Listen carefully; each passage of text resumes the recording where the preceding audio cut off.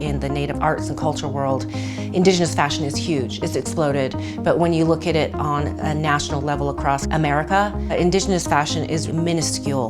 My biggest ambition is to have a national platform that isn't an anomaly, but to be an everyday conversation when there's a conversation about fashion, period. When we think about what Native American fashion can offer the broader fashion industry, I always think back to Lloyd Kivanu, who was a Cherokee fashion designer. He said that there wasn't anything more American than the Native American. So if we're talking about an American fashion lexicon, it needs to have Native designers, art and culture and history and our legacies at the core.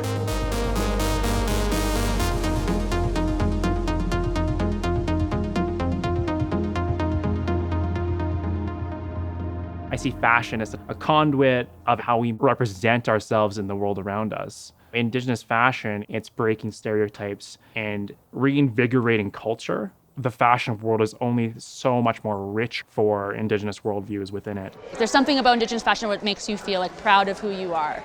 It does bring the same kind of ceremonial idealism of coming as your best. It means something when you're wearing someone's art, they put lots of hours into it, their spirit attached to the clothing. I'm so happy what I do resonates with people. I mean, just having one other person like what I do is like everything to me. People here really do understand that it's not just buckskin and beads, that we're modern and living in the now. The things that you can't see is what I really focus on. The inside of a garment or an art piece is the backbone, so if that is not sewn right, it's not right here. It takes many years and lots of ups and downs. I have my space at home and my best hours are in the middle of the night when my family's asleep. Lauren, we're pretty tight, so we'll be texting each other at 1, 2 o'clock in the morning, just like, oh, this is what I'm thinking, this is where I'm gonna go. And we go through this whole process of creating the art, creating the fabrics, creating the designs, and now we got to show together today. So this year what I brought was my brand new athleisure collection, my summer 2021 collection, couture pieces, and then I ended it with my traditional piece. All of the prints and patterns were created from my original artwork. Beadwork prints manipulated into different fabrics, color coordinating with the bright and vibrant rainbow patterns. The traditional piece was actually something that I created for myself and for my daughter. So it was a ribbon dress with shells, and then also a fully beaded soft baby cradle. So that was the basis of the actual entire collection. My husband, he's like, man, you know, you do really well with your fashion. He said, do you ever worry that you're gonna run out of designs? And I laugh because as an artist and, you know, to other creative people, they get it. It's just something that comes natural to us. I am very aware that it's a piece of art that I'm showcasing, and it's a designer's heart. I'm not just representing myself, but them. That's one of the reasons why I do it, because it kind of pushes me to take on and transform. For this show, it's my 10th year, so I decided that I wanted to show the progression of where I started and where I'm at now.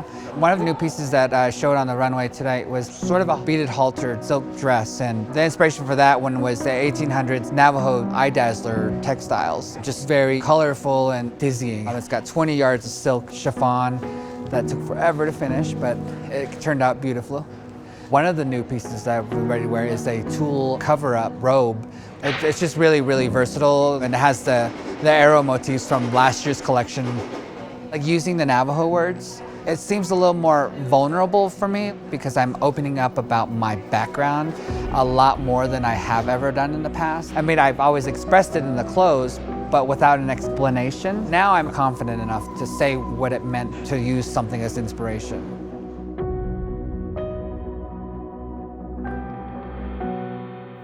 I think a lot of people, when they think of Native people, they just think of Native people. They don't realize the diversity that happens within our communities. Even something as simple as language, like our language changes from one community to the next. So I think it's more or less about education and talking to the public and letting people know how different we all are. Akonav. It's a cohesion of cultural names, so Acoma and Navajo. I'm Acoma, my wife's Navajo. We're inspired by pottery art and also the matrilineal beliefs in our culture that women have the power, women bring life, women are educators, are nurturers. All these ideas are instilled into each design that I create. Design work that I did is based off of the ideas of fire. A pageant contestant, April Rose Tucker, came to me asking for me to capture something based on the ideas of the rise of the Phoenix to commemorate the missing and murdered Indigenous women and the lives of the children that were found in schools. All of this is really a preservation of culture. Every time I feel like I'm coming to a standstill, there's always something there to speak to, a story, a lesson that we've been taught through our ways of living. I'm so fortunate that I have my culture to look back into to inspire the next collection. I'm full Indigenous, and I've had a lot of people ask me, like, are you full Indigenous? Are you sure you don't have a little bit of like white in you? And I'm like, no, I'm full Indigenous. Like, are you sure? Because you're too pretty to be like fully Indigenous.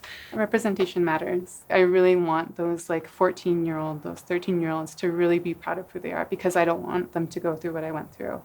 So important for our young people to see us in all different aspects in the world. My collection this year is spandex fabric, so it's very versatile. It moves with you and it's very cool. I like to have a lot of bright colors, and this year I went with black because I wanted to do something that was daring and risky, yet romantic and elegant. I try to represent my entire community. You've got the men, and you've got the women, you've got the children, the adolescents, you know, the two spirits, the elders, all different shapes and sizes.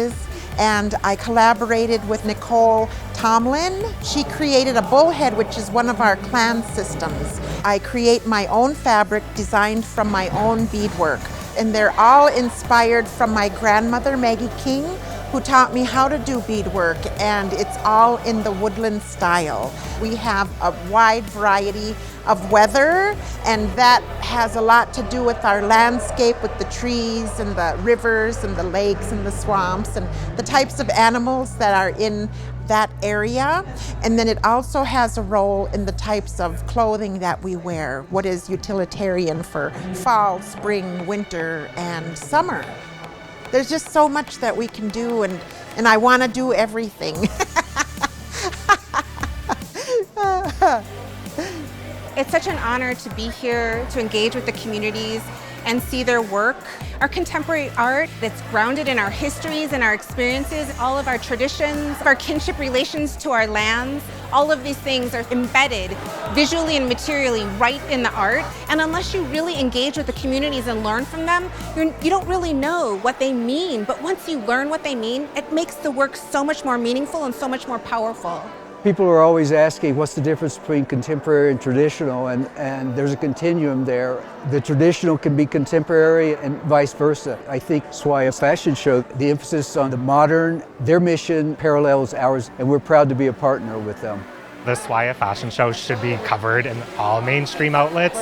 The amount of talent and the design I see here, I think rivals like the couture shows in Paris. As soon as I started pitching designers and Vogue, they saw the level of talent. So I kind of just have made it my mission to cover it. It's like my dream job. SWAIA Indigenous Fashion is run by a not-for-profit arts organization, and we're always struggling to get money.